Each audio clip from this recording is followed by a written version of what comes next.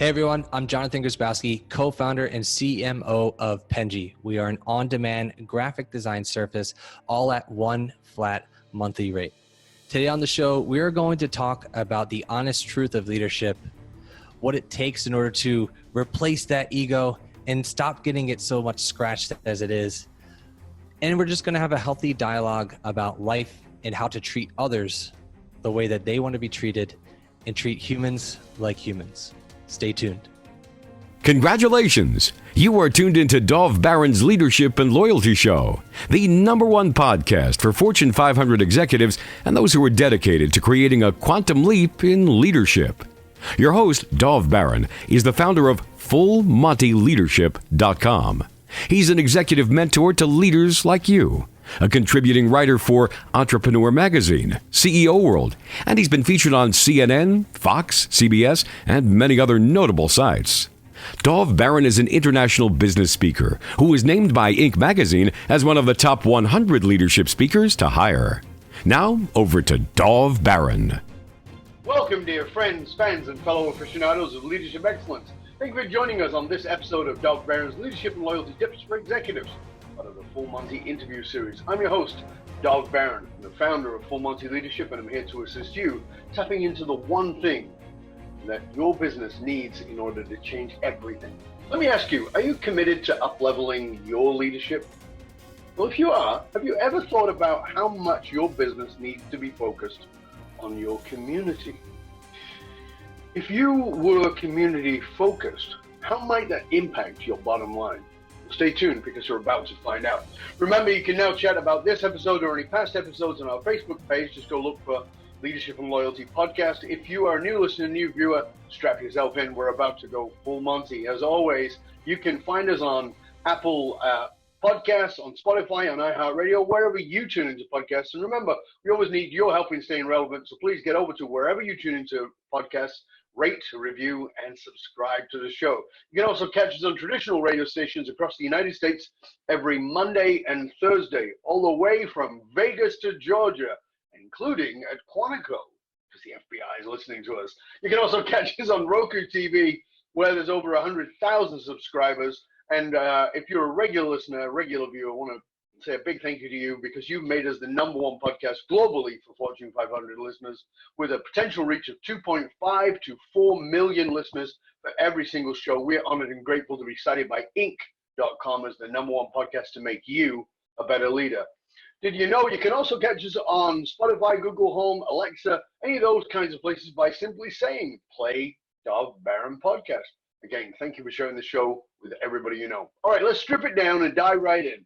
As a leader, whether you are a CEO, someone in the C-suite, a sales leader, an entrepreneur, or a leader in any capacity, you know that business has changed in so many ways, not least of all that the largest workforce is no longer the baby boomers. In fact, we've had to pass on the baton, and it's been passed to the millennial generation. Now, you can complain or you can praise them, but you should know that this generation has a strong entrepreneurial drive and an even stronger sense of community. What will this mean to you as a leader and the potential impact on your business? Well, let's find out together. My guest on this episode is Johnathan, let's just make sure we get this right, Grzybowski. He's the Chief Marketing Officer and co-founder of Pengie, an on-demand graphic design service that is fast, simple, and affordable. Pengie has been named, listen to this, as the top startup to watch, according to Philadelphia Magazine. They've also been mentioned in major publications like Success Magazine, Huffington Post, Forbes, and Inc. Prior to Pengie, Johnathan founded multiple marketing-related startups and worked for Apple. Johnathan is also the host of the Blind Entrepreneurship podcast, and that podcast has been mentioned in the top business podcasts on Apple Podcasts. It's downloaded over 100,000 times. His mission with this podcast is to empower business for the next generation of entrepreneurs so that they can execute their vision with profitability. So ladies and gentlemen, please put your hands together and help me welcome host of Blind Entrepreneurship Podcast, Chief Marketing Officer and co-founder of Pengie, Johnathan Grzybowski. Thank you very much. I wish that every time I walked into a room, I got that type of ovation. I think that I would probably be far more successful and even faster with that type of energy. So I appreciate it. And Dav, it's always good to see you. Thank you so much for having me on. Are you married? Am I married? No. I'm dating, but I'm very much single. Well, so what you need is you need your girlfriend to listen to that section Yeah, and do and that. have her do that when you come into the Yeah. room. Particularly if you're coming Yeah, with your wife. I'm dating a boss babe, and I don't think she wants anything to do with that. So if anything, she'd be like, you should be doing it for me. And, Right. So even if you slide into the room wearing your tidy whities and a pair of socks, that's not going to go down? yeah, absolutely not. No, it's not. Yeah, I think it would have to be like tidy whities, champagne bottle, roses, and then maybe it would probably turn into a maybe instead of a hard no. I'm glad you put no at the end of hard, but we'll Yeah. move right on. Uh, so, one of the questions I like to start with asking people, because, we live in particularly now in a social media world, we live in a world of influence. We live in a world where that we are given images of people. And often what I find is that most successful people have been influenced by people that most often most of us wouldn't even know who that is. Who is someone that we likely don't know who's been a major influence in your life? Yeah, that's a really interesting question because for me, I don't have an answer for that. I Mm. think more so it was just based off of experiences and things that I knew I didn't want versus individual people who put me down that path. Obviously the logical answer would be like maybe parents, but like I think what I did, I don't think they've ever said one single thing to me that was steering me down that. It was more so like, wow, okay, this is my living situation. This is how my parents live. This is the conversations that my parents got into fights with, and it was predominantly about money, about their jobs. And so being able to see that on a routine basis, not that they're bad people, because they're amazing people, but just those types of conversations, I knew at a very young age that I never wanted to live that way. And so, and I don't want this to sound like an egotistical answer, but it was just a lot of like self-realization and self-motivation and just saying, you know what, I don't want that life. I want a better life than that. I want to live life on my own terms, and I'll do whatever the heck it takes in order for me to get there. That's interesting because actually on the back cover of one of my books called "Don't Read This Unless You Want More Money," on the back of it I say everything you learned about money you likely learned from people who didn't have it. Yeah, absolutely. And I, like I grew up with a lot of poverty and a lot of like extreme poverty. I grew up in a ghetto environment, and I would see people fighting about money and those kinds of things, and see poverty, and say that I don't want to live that way. I'm not interested in living that way, and how can I make it better? And I've often said that in many ways, those people were a very powerful influence to me in the positive, because Yeah. my mind flipped and said, you know what? No, this is not okay. I don't want this anymore. So for me, I find your answer not only interesting, but insightful for many people. Yeah, I mean, I would say my background, I mean, I wouldn't say I ever lived in extreme poverty, but I definitely grew up in a very impoverished like town in Northeast Philadelphia called Juniata. Now it is, I would say it's practically a ghetto. And it was on the cusp of that too. So I think the humble beginnings is really like a good way to just have that drive. And I'm proud that I've been able to keep that drive and that hunger. I don't, there's a lot of things that I do in my life now that I've stripped a lot of things down, and I just constantly want to obtain that hunger. And the minute that I give myself just an ounce of success, it kind of sets me back and allows me to become complacent. So that mindset of just not being complacent has changed in my opinion, has changed my life. Sure. Now, your company, Penji, as I said in the intro, has been named as a top startup to watch, according to Philadelphia Magazine. Like I said, you've been mentioned in Forbes, you've been Yeah. mentioned in Success, etc. What do you believe? I mean, you only started the company in 2017, which is like 20 minutes ago. So, what do you believe makes Penji so worth watching? Yeah. So we had I've started multiple businesses. My co-founder started multiple businesses. They've all been complete crap. And I think the biggest success, the biggest reason for our success now has been us finding the proper solution to people who actually have problems. When we were doing marketing, I ran a marketing agency, and we would create websites and we would do SEO for businesses. But at the end of the day, we were working with large organizations that didn't necessarily obtain a benefit. We couldn't see anything. We would create this website for a university, but who is it really helping? Nobody. At the end of the day, it really isn't helping anybody. So Right. we figured out these problems that we were having internally within our own marketing business, and then we turned it into an actual service. And that's kind of, in my opinion, that's why. That's the first part. So it's us finding the problem and then creating an awesome solution that I'm extremely proud of. For the first time in my life, I'm proud to actually be a part of this. The second thing I would say it was what makes it us an awesome company to watch is the team that we are associated with. We have an amazing team that works incredibly hard, that will give their lives, so to speak, for what it is that we believe in as a company and what we believe in as human beings. And I think just the natural just marketing aspect of it, of them talking about how much they like their job on like public forums and on social media and even to their friends, I think it's created a great audience that other people become more interested in it. Yeah, in my book, Fiercely Loyal, I talked about how it was about leading millennials and how really creating a company where the people who work for you go out and they become your recruiters because they love working there so much. And I also talked a lot in that book about the importance of being community focused. And I know that that's a very big focus for you. In our previous conversation, not recorded on air, but we talked about where you are based, where the company is based, and why you chose to be based there. First of all, tell us where you're based and why most people would go, I'm not starting a business there. Yeah, absolutely.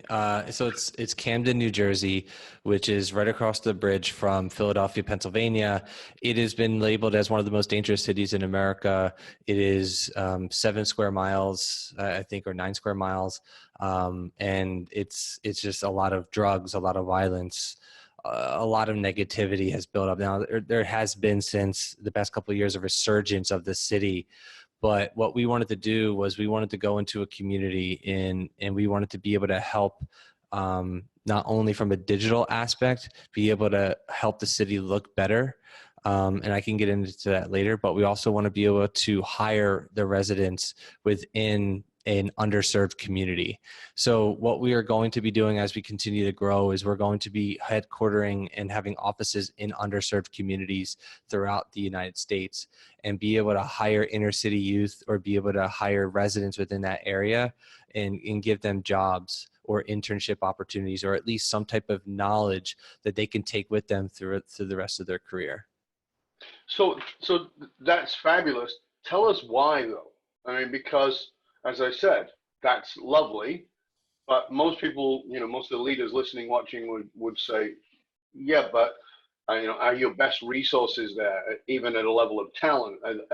Wouldn't you have better resources available to you in New York City? Sure. Wouldn't you have better resources available to you in a more major city of New Jersey or any of the major cities? Yeah, I think looking back at it, we're more so just a band of misfits ourselves. And a lot of people immediately shy away from these types of cities because they believe that there's no talent there, or that these are second-class citizens. And yes, the easiest way to be able to grow a company, we could probably hire somebody that's ready to go in New York, and we hit the ground running with that individual. But we believe in investing in our people. And so it's just more so, like, it may not be a clear cut, but we want to be able to work with people who believe in the things that we believe in versus then just getting paid. Because getting paid is easy. But if we're able to invest just a little bit of time, a little bit of money, and I'll share a quick story. Thank you. Every time that we hire somebody, every time that we bring somebody on, we asked our team members one question, and it is, what is your dream and how can we help you achieve that dream? And the answers that we've been able to get at some of the highest level professionals that we thought would be a perfect fit for our culture, the answers were so non-relatable to our company culture.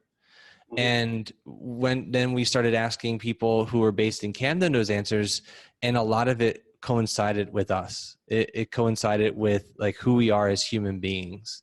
And at the end of the day, that's what we want. We want to be able to work with human beings. Like, yes, we want to work with strong professionals and smart professionals, but we want to treat humans like humans. We want to treat our customers like humans. And we ultimately want that same respect back. So I think that's kind of like a long-winded answer to your question. So, I mean, as an example of this, you offer a service that I believe, make sure I'm not incorrect, but offering a service to all nonprofits in the Camden, New Jersey area for I believe $1. Yeah. Right? So thank you for bringing it up. So in addition to the people that we hire, we also want to be able to leave some type of imprint digitally on our community. And we believe that it starts at the nonprofit sector. So people who are also helping others.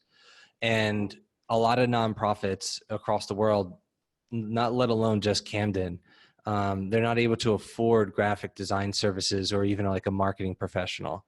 And so what we do is every year we have like a class, so to speak, and it's we get about like 10 to 20 people. We get hundreds and hundreds of applicants, but we accept 10 to 20 people throughout the entire year, and we give them our services for $1 a month. And that's just like our way of giving back to the community, because if they're able to look good, like if you dress nice, like you're always dressed to the nines, but like if you look good, right, and you'll feel good. If you look good, you feel good, then you become more confident. And that confidence is then going to go out through your workforce, through your family, through your people. And so that's kind of like what we want to do, is we want to be able to give that confidence back to the nonprofits. Yes, we only charge $1. But yeah, that's kind of like the mindset of that. Mm-hmm. So you're hiring in the community, you're serving the nonprofits in the community, you are helping the local community by hiring residents and even students, right, from that community. You said that the people you're taking on, you have these conversations with them about, well, what is your dream and how can we help you get there? And you said that what you're looking for in that is an alignment, of course, an alignment of values. So what are the values of your company? Yeah, absolutely. So I'll be able to rattle them off, just because I think it's really important for everybody to understand who we are as human beings. So basically, it's love thy neighbor, I think, is probably one of the most important things. So love thy neighbor and love thy customer. And our customers are the reason why that we exist. And so if we're able to help our customers, then they're able to help more people. Another thing is to give generously. So more often than not, we may not necessarily be able to give like hundreds and thousands of dollars, because we are, to some degree, we're a fast growing startup. Let's just call us what it is. But we always find other ways in order to do that. What was that? But you're still a startup. Yeah, absolutely. We're still a startup, but at the same time, we want to make sure that we have an emphasis on that. We want to be dependable. So we strive to be a company that our team members and our customers can depend on. And I can go into our company culture later on in the conversation, but we as a company are such a family. It's strange. Like we operate, we're like, if you were to picture us like rowing, like we're all rowing a boat at the same time. Our strokes are in unison. Our conversations are just forward thinking and not necessarily negative. The fourth thing is true to oneself. And I think we're very transparent and honest. And then the last thing is quality. And quality is not only what we deliver to our customers, but just the quality that we're able to produce within ourselves. Right. So I mean, may I ask you how old you are? Yeah, sure. That's fine. I'm 30. I just turned, well, let's just face it. I didn't just turn 30. I'm 30. I'm in denial, but I'm 30. Yeah, well, don't worry about it. I'm double your age, so it's okay. So you're 30 years old, and it's easy, as we talked about at the beginning, for people to look at you and say, you're a kid. What do you know? You know. Mhm.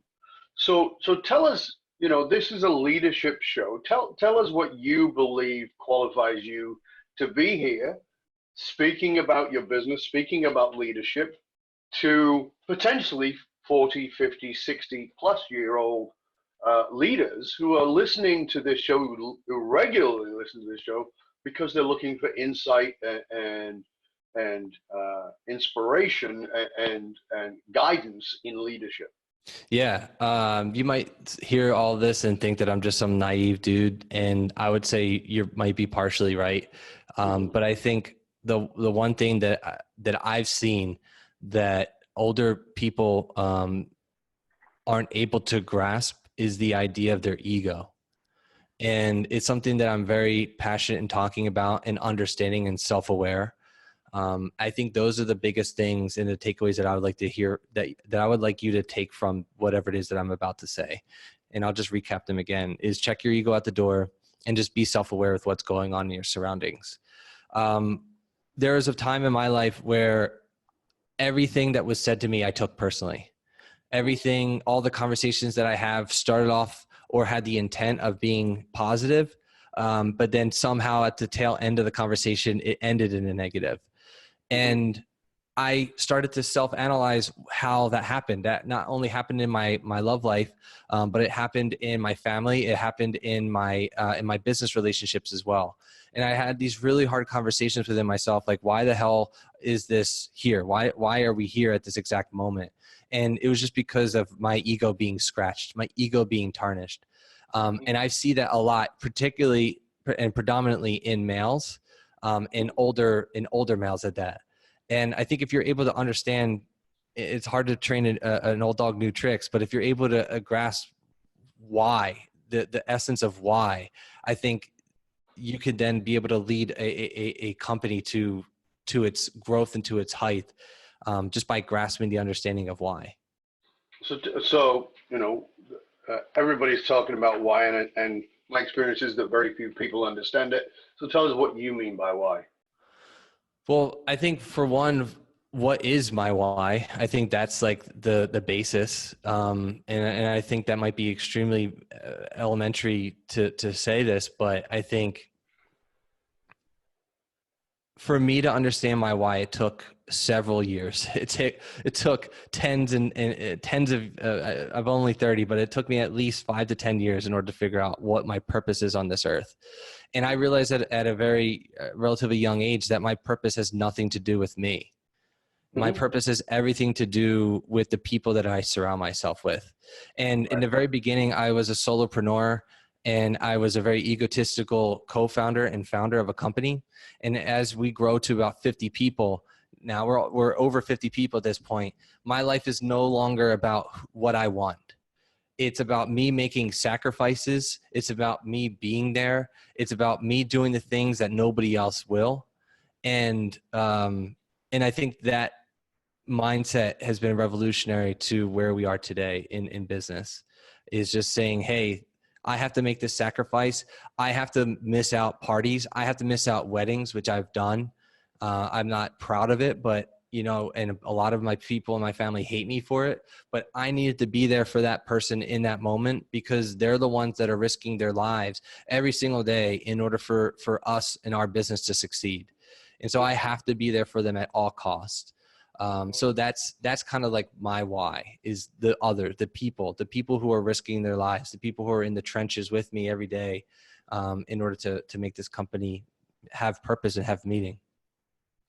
And as a result, you've actually started a business that is certainly has a different business model than most people when we go to see a graphic artist or looking for graphic design. This is a different model. I know there are others who do this because I've met some of the people who do it, but there are very few of you. Tell us about your business model that I think most people in business who use graphic designers wouldn't expect. Yeah. So, and I want to actually hint on that from a leadership perspective after I explain it. So we do on-demand graphic design. Businesses hire us to become their resource for graphic design. So some people hire us to be their main resource for graphic design, and others do it as like a help or an aid. We primarily work with agencies and marketing teams.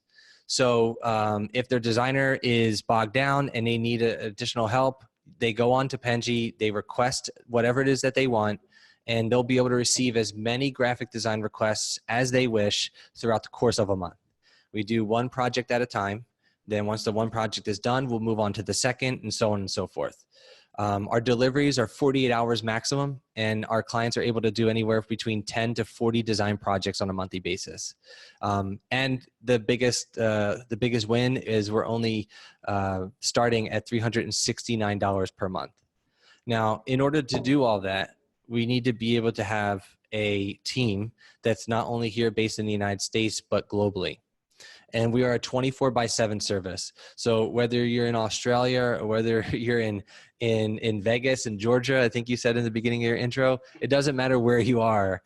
You can log into your phone or onto your desktop and be able to access somebody and speak to that person in real time. Now, why is that important from a leadership perspective? Is because a lot of people from leaders aren't able to communicate properly with their freelance, outsource, or even their teams, their human to human relationship teams. They're not able to communicate properly. And I also see from a leadership perspective is that just because people aren't in the office and you're not able to physically see them, that it's easier to fire and they don't care. They don't matter as much. Mm-hmm. And at the end of the day, I think because a lot of our team is not based here, the conversations that we need to have are elevated. We need to be able to make sure that they feel comfortable in their job, that we're not like other people that are just going to fire them because they make mistakes, and that we're a type of company that has character, and that we give them chances in order to succeed. And we've implemented a lot of different systems, like a 3-strike system, to kind of alleviate that.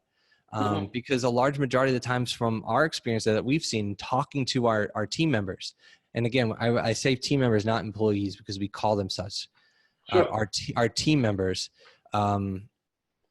is that before their past relationships and with their employers, they were fired just for missing a deadline or for making a mistake.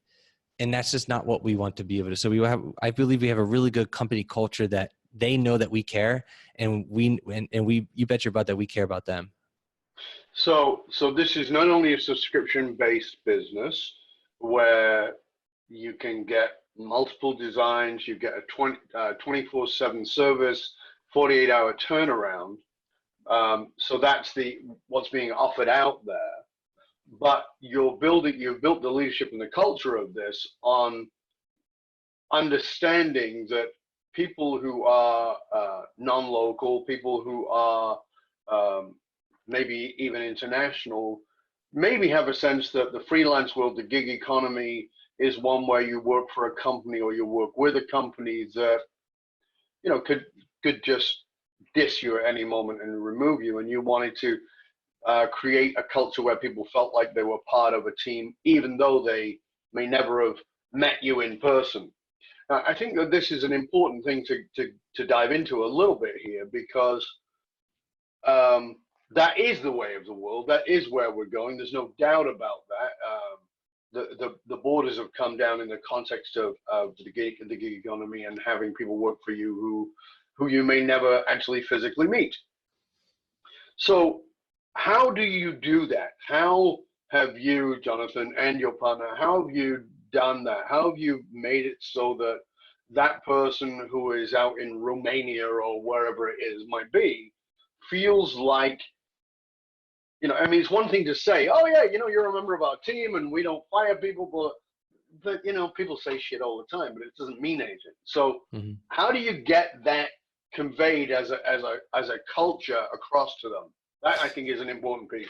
Yeah. So I think a lot of times, more often than not, a lot of businesses place these gimmicky type of things in order to make their company culture have purpose.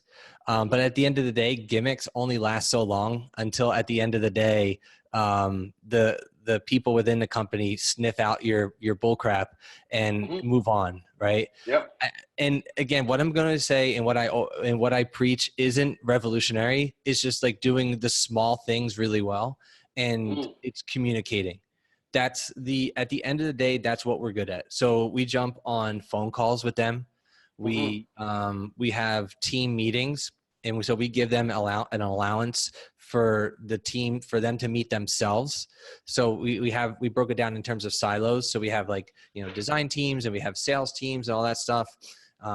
They can meet with each other. We give them an allowance to throw parties. We host weekly phone calls with our team. We entrust in our team leaders, which I think is really important in order for them to run their own company within our own company, so to speak. And I think just like empowering others to work better and to perform, and not necessarily giving the person a job. I think that's really easy to give somebody a job, but in order for them to make it a job, they need to be able to come up with the job themselves, if that makes sense. So rather than saying, hey, do this and do that and do this by 5 o'clock, no, this is the general basis of what you need to accomplish. What are some creative ways that you can take as a human being in order to make it real? Right. Very interesting. Now, sort of changing gears a little bit here. There's always a lot of talk about the power of living in the present. But you got firsthand experiences of the challenges when your business started to really gain traction and you had to start hiring in the context of that can be a problem. Tell us a little bit about that. Yeah, anytime you're hiring people, especially at a massive, not massive, but at a fast rate, there's going to be problems. There's going to be you don't realize how bad your processes are until you are met with adversity. And so we believed for the longest time that this is how you hire, and this is what you do, and this is the onboarding process, and this is how to grow the company and get them acclimated with what they need to do.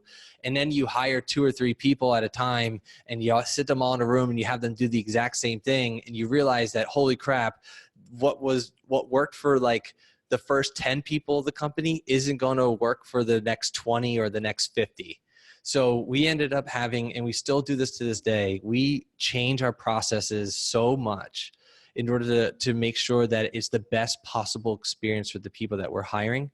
So they feel welcome, they feel loved, and they understand their role. But you're saying things that I know some of our viewers and listeners will feel like, what the hell is this guy talking about? I get it, but I want to have you talk about it a little more, which is, you want them to have them feel loved. Love is almost a curse word in business. So tell us about that, because I fully agree with you. Tell us how, why that's important to you and how you get that across. So when it comes, I think again, it comes down to conversations, just communication.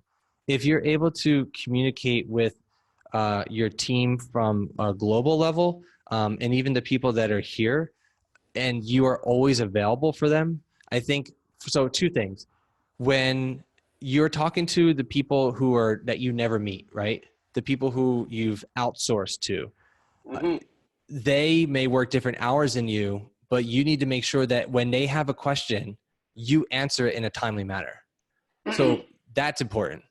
When it comes to the people here, it's just going a little bit above and beyond and finding out what their dreams are. And I think that's why it's so important to understand that the first question that we always ask, or excuse me, the last question that we ask in our interviews is, what is your dream? Because now you understand what the motivating factor is for that individual. So if somebody says, hey, I want to make a lot of money in order to support my family. Okay, well, you bet. So here's like something that we do. If family is really important to that person, what is their birthdays? What is the children's birthdays? And on that birthday, send a small gift. Send a small gift, because that's the most important thing in their life.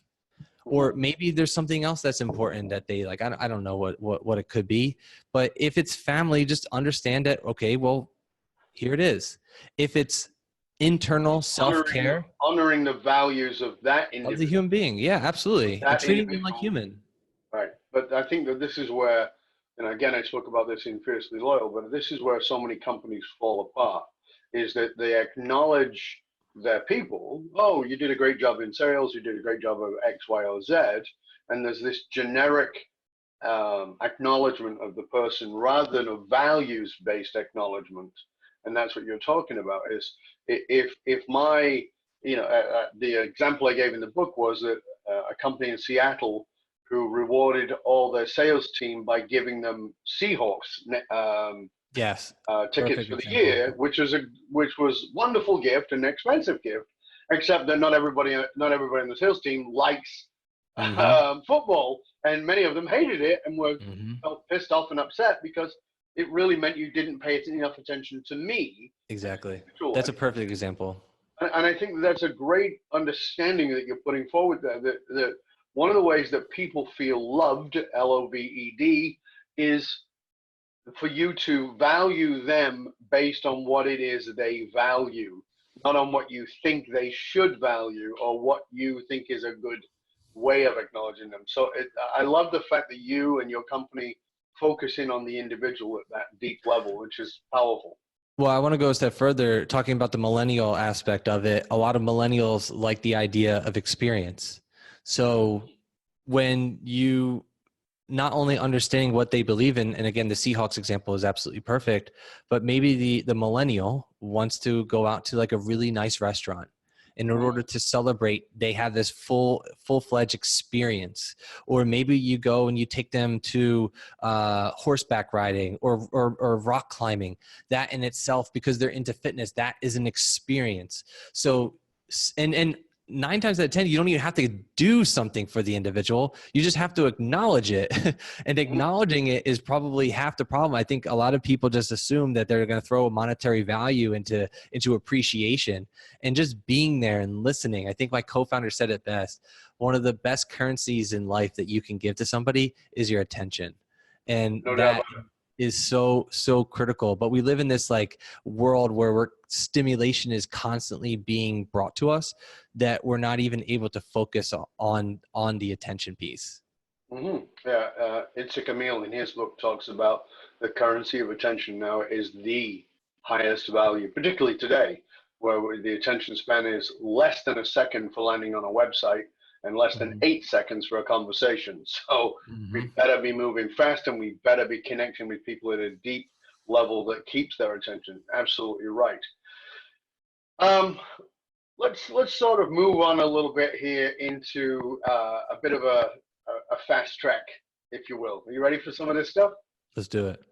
Okay, so you're asked to write a single question. This is the final question on the life test. So somebody's going to die and they have to fill out their last questionnaire on the life test. What is the final question on their life test? Was it worth it? Was it worth it? Yeah. Was all that pain, was all that struggle, was it all worth it in the end? And how would you know if yours was? Well, that's a good question. I don't have an answer for it. I'm to this day, I'm defining it as we speak. I don't think the answer that I give right now is going to be the answer that I give at the end, but I think that I would have a theme. Did I make other people happy? Was I a positive influence in those who I love most? And did I have fun? I think it involved something like that. And also, did I get to try a bunch of wine? Because I like wine. And I would say it has something to do with that. Yeah. So those are the four things. It would encompass something around those. That's very cool. What makes Johnathan cry? Oh man. I make myself cry from just beating myself up. I am very hard on myself. I am probably too hard. Mm-hmm. But I think the other thing that makes me cry, now that I'm thinking about it a little bit more, is not having people around me that are there to support me. Like all I've ever wanted in life is to be understood. Mm-hmm. And I think not achieving that is heartbreaking. Sure. I understand. I get that. What makes you cry laughing? Cry laughing, like really stupid stuff. Cry laughing would probably just be like, just ratchet videos on the internet. But I think at the end of the day, outside of the internet piece, it would just be a group of people sharing really awesome stories based off of experiences, predominantly over wine. Over wine. Over wine. Yeah, I'm getting this wine theme here. I love wine, not in the sense of like an alcoholic, but I just love the stories behind grapes. And I love the story behind a good bottle. And what better way to experience that than to share it with others? And 99.999% of the time you have a bottle of wine, you have good friends, laughter will ensue. That's very cool. I believe that real leadership requires courage. What is the most difficult leadership decision you've had to make? Oh man, this is a really good story. I hope your listeners will like this. When we were a company called Waterfront Media a couple years ago, before we turned into Pengie, and we had employees that were from Waterfront Media, and we needed to shut this company down in order to move forward with Pengie. In order to do that, we needed to shed skin. We needed to rip away everything that once was in order to focus on what will be. And in order to do that, we had to fire every single person in our company. And so we sat down with them face to face in a conference room and gave them their resignation letters. And everybody cried. We even cried. It was so heartbreaking to be able to look at this person dead in the eye and say, you are no longer with us.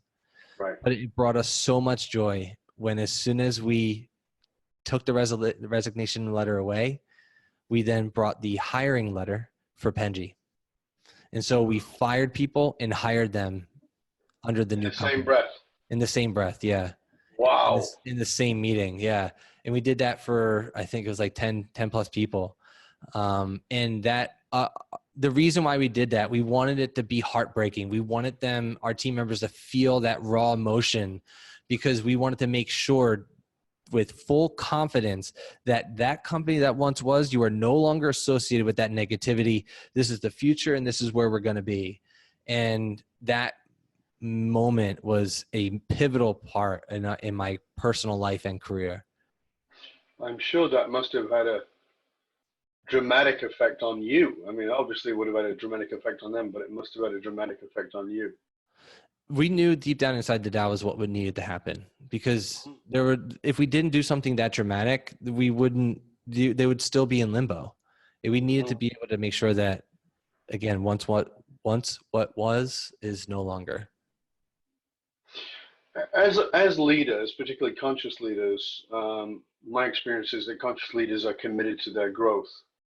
And you are, like you said, your company has been recognized as, certainly a company to watch, as a fast growing startup. But what's the one thing you're still working on within yourself to make yourself a better human and a better leader?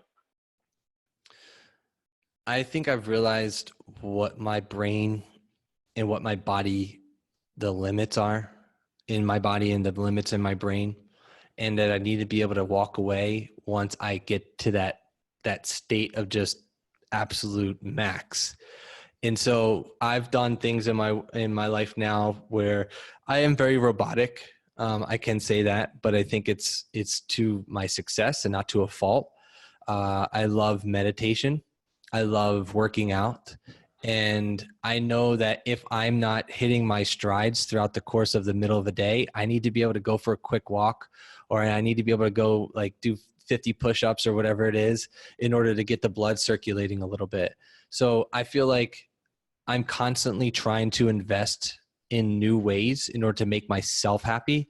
And if I'm able to be happy within myself, then I'm able to make other people happy. I know it's very basic, but I really love self-care. And even if it's like massages, which I really love, or if it's just like going for a nice walk or run, sweating, that stuff just means the absolute world to me, because I'm able to perform at a higher level once I am able to make myself happier.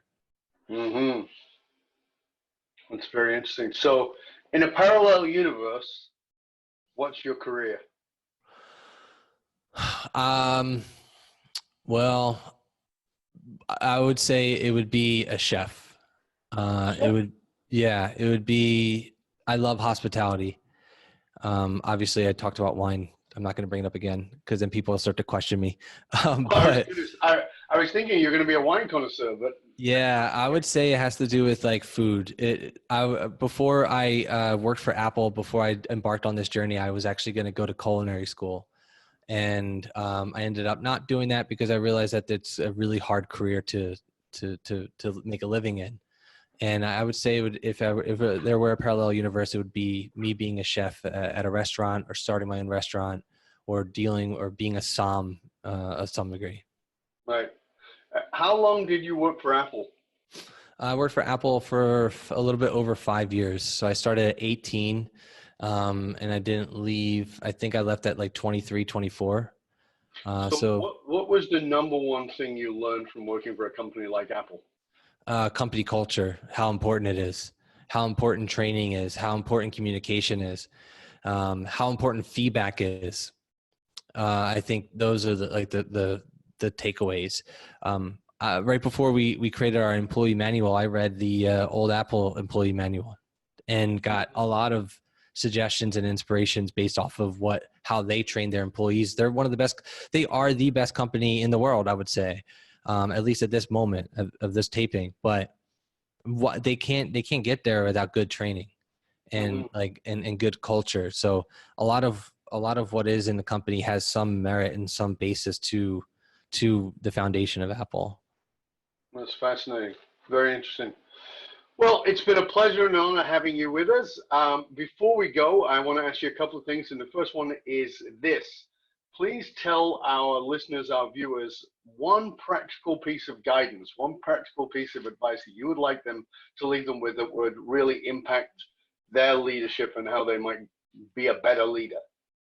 Yeah, I think at the end of the day, the golden rule, and I'm not the most biblical person, but treat others like the way that you want to be treated.